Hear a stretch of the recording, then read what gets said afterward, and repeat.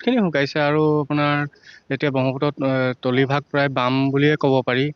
যিহেতু কি কয় আপোনাৰ বাৰিষা কালত যিবিলাক গেটবিলাক কঢ়িয়াই আনে, এই গেটবিলাক মধ্যভাগত আপোনাৰ কি কয় জমা হোৱাৰ ফলত কি হৈছে, কিনাৰত আপোনাৰ খহনীয়া সৃষ্টি হৈছে। খহনীয়াৰ ফলত যিখিনি মাটি গৈ পেলাই নদীৰ বুকুত পৰিছে, বুকুত পৰাৰ পিছত কি হৈছে, নদীয়ে এইখিনি কঢ়িয়াই নিব পৰা ক্ষমতা কমি গ'ল। যিহেতু এতিয়া বুঢ়ালুইত বুলি কয়, সেইবাবে কি কয় আপোনাৰ নদীৰ মাজত আপোনাৰ এতিয়া বালি দম সৃষ্টি হৈছে।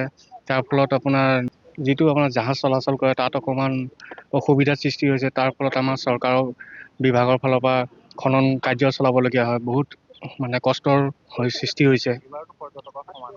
এইবাৰ যথেষ্ট পৰ্যটকৰ সমাগম হৈছে, কিন্তু নদীৰ বুকু বহুত বাম হৈ পৰিছে।